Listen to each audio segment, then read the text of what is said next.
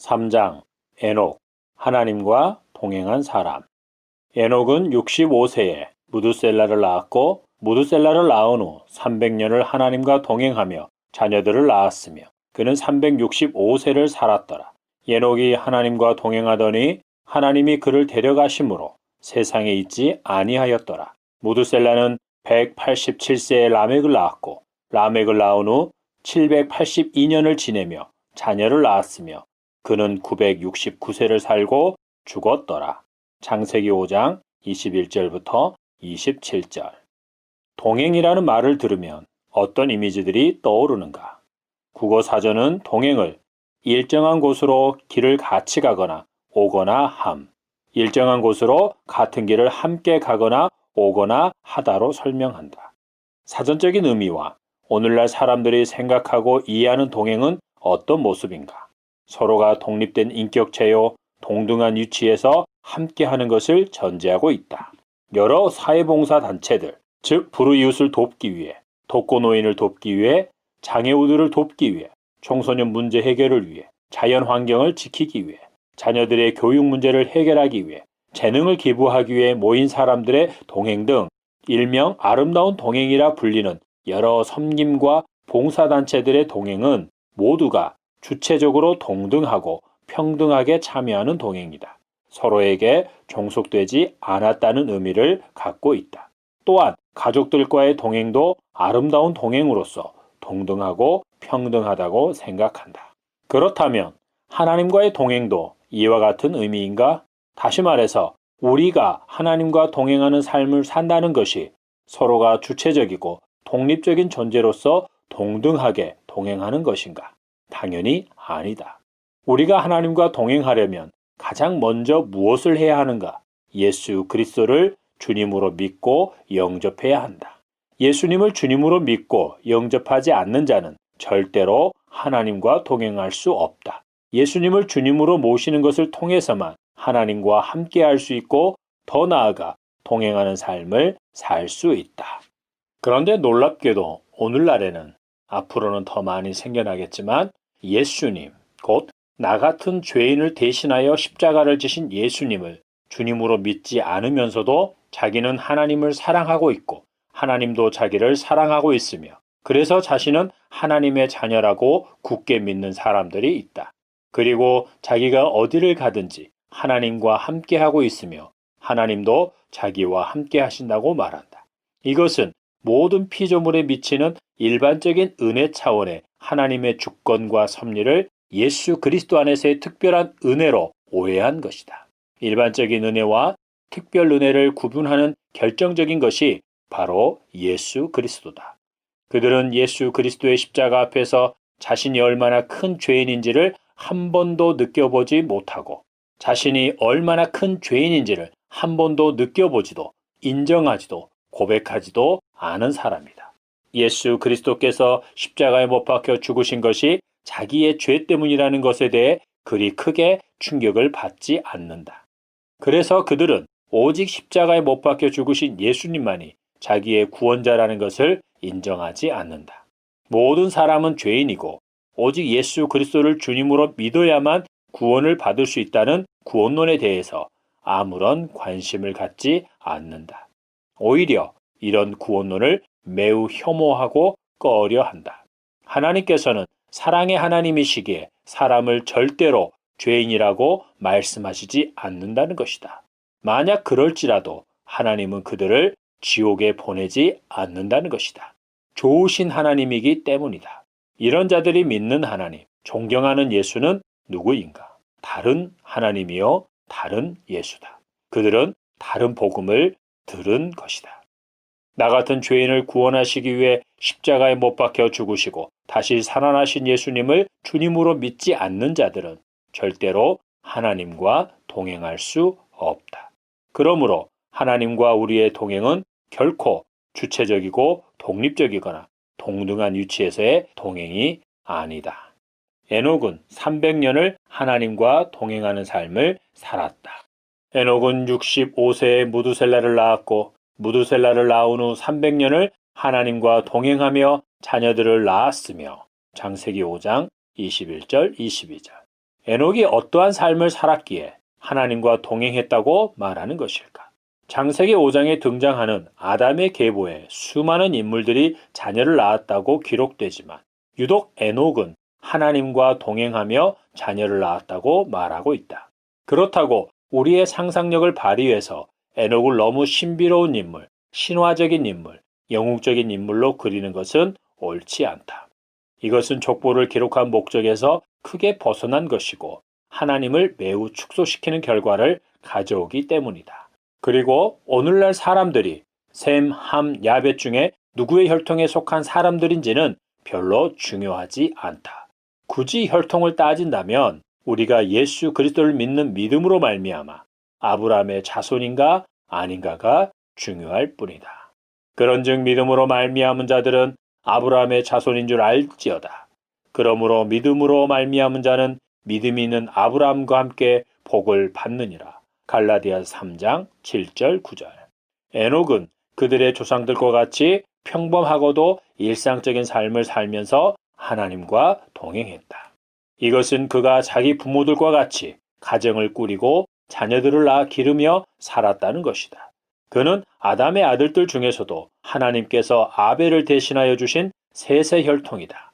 이것을 확실하게 증명하듯이 셋도 아들을 낳고 그의 이름을 에노스라 하였으며 그때 사람들이 비로소 여호와의 이름을 불렀더라고 말한다. 우리는 이것을 공적인 장소에서 공동체적으로 행했다는 것으로만 이해하면 안 된다. 큰 공동체가 공적으로 하나님의 이름을 부른 것은 출애굽 이후다. 그 이전까지는 가족 단위의 아주 작은 공동체로 보아야 한다.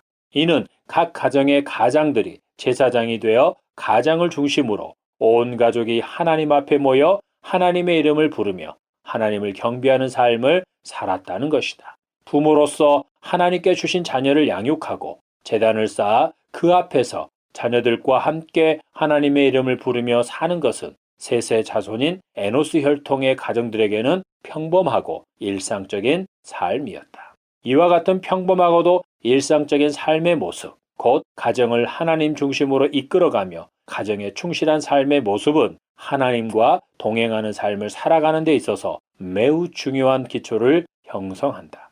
에녹이 살던 시대에는 이것이 우선순위에서 가장 중요한 것이 아니라 전부였다. 이런 일상적인 삶을 소홀히 여기는 사람은 다른 사람들이 모두 그를 신령하다고 말할지라도 한쪽 다리가 짧아 뒤뚱거리며 하나님과 동행하는 사람과 같다. 그는 한쪽 다리가 짧기 때문에 하나님과 함께 걸어갈 때 그 길에서 자꾸만 벗어나게 된다. 그리고 그가 아는 영적인 세계는 약간 굴절되어 있다. 물이 담겨있는 유리컵에 빨대를 넣고 옆에서 보면 빨대가 굴절되어 보이듯이 그가 보는 영적인 세계가 굴절되어 보인다는 것이다. 삼위일체 하나님을 비롯해서 말씀에 대한 이해와 적용, 그리고 기도와 영적인 체험 등이 매끈하고 투명한 유리가 아니라 무늬가 있고 불투명한 유리창 너머로 보는 것과 같게 된다. 따라서 그것들은 일그러져 보이고 흐릿하게 보일 뿐이다. 그의 선입관이나 편견, 고정관념에 따라 전혀 다른 것으로 보일 수도 있다.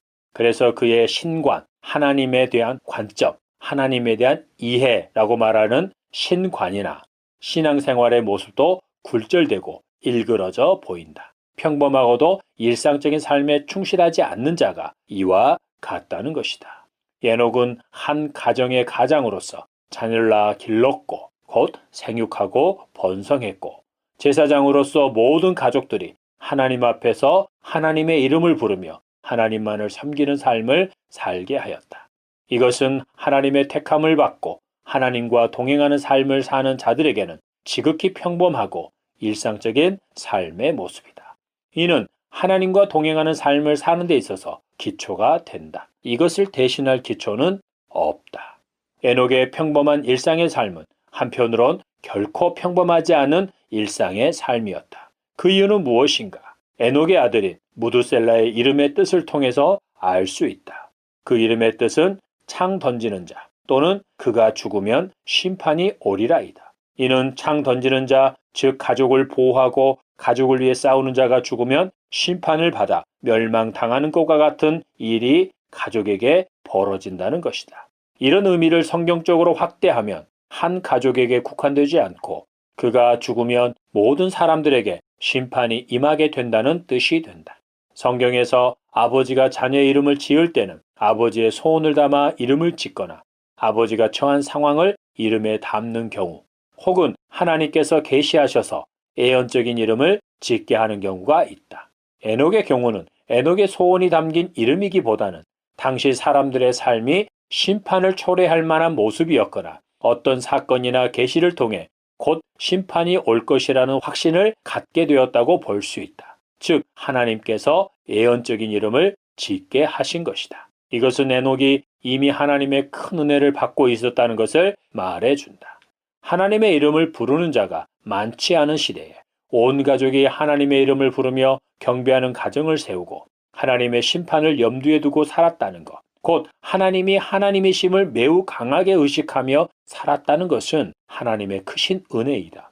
에녹은 하나님의 은혜를 입은 자였기에 하나님과 동행하는 삶을 살 수 있었다. 그러한 삶의 모습은 65세에 무두셀라를 낳고서 더욱 철저해졌다. 유다서는 에녹이 당대 사람들에게 심판을 예언했다고 말한다. 야고보의 형제인 유다는 유다서에서 당시 교회 안에 이단 사상을 전하는 자칭 사도요 위대한 교사로고는 하나 실상은 거짓 교사인 그들에 대한 심판이 반드시 이루어질 것이라는 것을 강조하면서 에녹의 이야기를 언급한다. 에녹이 사람들에게 하나님께서 사람들을 심판하사 모든 경건하지 않은 자가 경건하지 않게 행하는 모든 일과 경건하지 않은 죄인들이 하나님을 대적하고 거슬러 말한 모든 완악한 말을 한 자들을 정죄하시기 위해 그 수만의 거룩한 자와 함께 임하셨다고 말했다는 것이다. 다시 말하면 하나님께서는 일상적인 삶에서 경건하지 않은 자, 불의하게 사는 자, 하나님께 순종하지 않고 자기 뜻을 쫓아 사는 자, 자기의 그런 삶을 합리화시키고 정당화시키는 자들을 심판하사 정죄하실 것이다 라고 말했다는 것이다. 에녹에게는 그때가 바로 자기 아들인 무두셀라가 죽는 때라는 것이다. 심판의 징표로 무두셀라가 태어난 것이다. 에녹이 믿은 대로 무두셀라가 969년을 살고 죽은 후에 노아 시대에 홍수가 일어났다. 생각해보라. 세상에 하나님의 심판이 곧 임할 거라고 믿고 그 심판의 징표로 아들이 태어났으며 자기 아들이 죽은 때가 바로 그때라는 것을 확신한 에녹의 삶이 어떠했겠는가? 자기 아들을 볼 때마다 어떤 생각을 했겠으며 그의 일상적인 삶은 어떠했겠는가? 우리는 하나님과 동행한 에녹의 삶이 구체적으로 어떠했는지는 정확히 알 수 없다. 그렇다고 유다서의 기록을 근거로 에녹이 날마다 이 마을 저 마을을 돌아다니며 심판을 선포했다고 말할 수도 없다. 이것은 하나님과 동행하는 삶이 아니다. 가장 바람직한 설명은 앞에서도 언급했듯이 에녹의 조상들이 그러했듯이 그도 하나님을 중심으로 하나님을 위해 지극히 평범하고 일상적인 삶을 충실하게 살았다는 것이다. 그는 한 가정의 가장으로서 하나님을 경외하고 온 가족과 함께 하나님 앞에 모여 하나님께 예배하는 제사장의 역할을 감당하였다. 그리고 하나님 앞에서 한 여인의 남편으로서의 역할에 충실했으며 하나님께서 허락해 주신 자녀들의 아버지로서의 역할에 충실했다. 이것에 더하여 에녹은 하나님의 심판에 대해 너무도 분명한 확신을 가지고 있었다. 특히 무두셀라를 볼 때마다 그 확신이 굳어졌을 것이다. 그와 더불어 그의 일상의 삶은 더욱더 경건한 삶을 향하여 나아갔을 것이다. 그가 아침에 일어나서 가장 먼저 하는 일은 아마도 아들 무두셀라가 밤새 안녕했는지 그에게 별고는 없는지를 확인하는 것이었을 것이다. 이렇게 당시의 죄악상을 보고 그에 대한 하나님의 심판이 반드시 있을 것이라고 확신하며 살아가는 에녹의 언행심사와 삶의 모습이 얼마나 경건하고 거룩했을지 짐작할 수 있다. 물론 그는 곧 다가올 심판에 대해서 사람들에게 전했을 것이다. 그렇다고 그가 그 일에만 전념한 것은 아니었다. 에녹의 경건한 삶, 하나님과 동행하는 삶의 모습이 하나님의 심판을 선포한 것이었고 무드셀라의 이름이 에녹에게는 물론이고 사람들에 의해서 불리울 때마다 심판의 메시지가 선포된 것이다. 이것은 사도 바울이 사도로 부름을 받아서 사역을 시작한 초기의 모습과 비슷하다. 이것은 사도 바울이 사도로 부름을 받아서 사역을 시작한 초기의 모습과 비슷하다. 그는 예수님께서 곧 다시 오실 것이라고 확신했다. 사도 바울이 제일 먼저 썼다고 알려진 데살로니가 전서를 보면 잘 알 수 있다. 그 확신은 사도 바울로 하여금 이방인 선교에 더욱 열심을 내게 하였다. 그리고 한편으로는 성도들에게 예수님의 재림을 올바르게 기다리는 삶은 각자에게 주어진 삶의 자리에서 주님이 다시 오심을 사모하며 경건하게 사는 것, 각자에게 주어진 일과 가정에 충실한 것이라고 얘기하고 있다.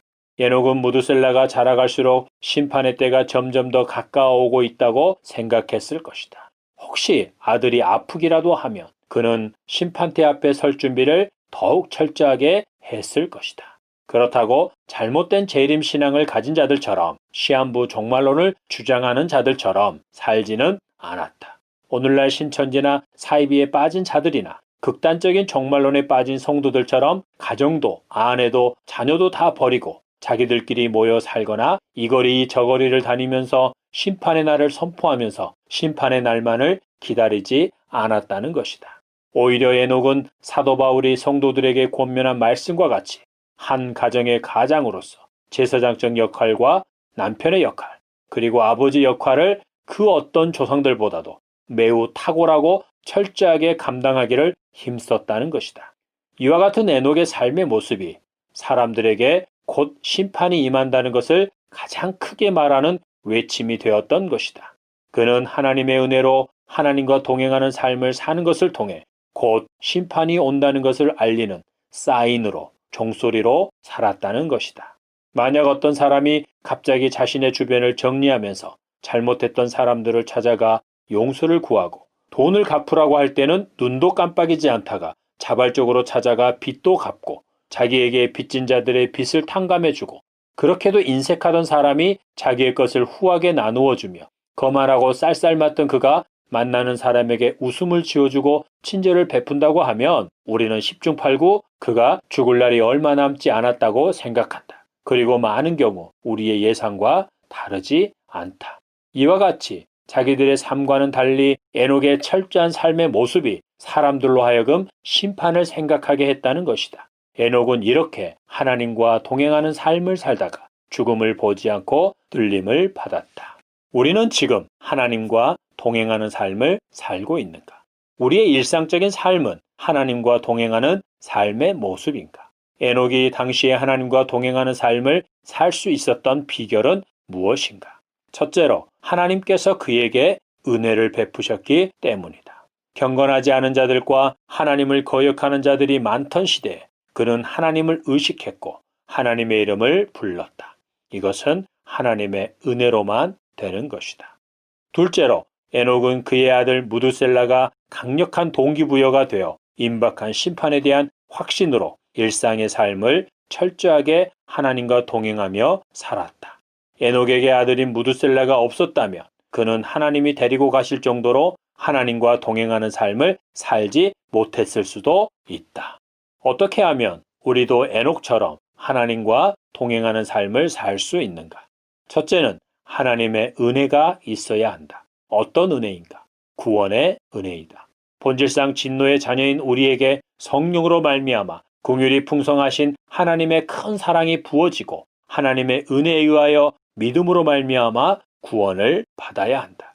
이것은 하나님께서 택하신 자들에게 거저 주시는 선물이다. 이와 같은 은혜를 받은 자의 증거는 십자가에 죽으시고 부활하사 모든 이름에 뛰어난 이름을 가지신 예수님의 이름에 무릎을 꿇고 예수 그리스도를 주로 시인하는 것이다. 다른 증거는 모두 부수적일 뿐이고 결정적인 증거는 못 된다. 구원의 은혜를 받은 자는 영원히 임마누엘의 은혜를 누리는 자이다. 또한 구원의 은혜에 대한 감사와 감격이 사그라지지 않아야만 우리는 온전하고 더욱 친밀하게 하나님과 동행하는 삶을 살 수 있다. 둘째는 심판에 대한 확신이 있어야 한다. 한 번 죽는 것은 사람에게 정해진 것이요 그 후에는 심판이 있으리니 히브리서 9장 27절. 히브리서 9장 27절. 자신을 포함하여 모든 사람들은 반드시 죽을 것이라는 확신과 그 후에는 각자가 행한 대로 심판을 받게 될 것이라는 확신이 있어야 한다. 그 심판의 기준은 일상적인 삶을 예수 그리스도 안에서 거룩하게 살고 거룩하신 하나님께 자신을 거룩한 산 제물로 드리면서 영적 예배를 드렸느냐 하는 것이다. 로마서 12장 1절 참조. 특별히 가정에서 제사장으로, 남편으로, 아내로, 부모로, 자녀로서의 역할과 의무를 하나님의 말씀의 기준대로 순종했느냐 하는 것이다. 가정에서의 거룩한 삶이 우리의 거룩한 삶의 정도이다. 심판에 대한 확신이 있다면 우리는 우리에게 주어진 역할들을 매우 철저하게 감당할 것이다. 하나님 아버지, 우리에게 죽음 이후의 심판에 대한 확신, 거룩하신 하나님 앞에 서게 될 것에 대한 확신을 갖게 하사 에녹처럼 하나님과 동행하는 삶을 살게 하옵소서. 아멘. 셋째는 에녹은 몰랐지만 우리에게는 너무도 분명하고도 확실한 것이 있다.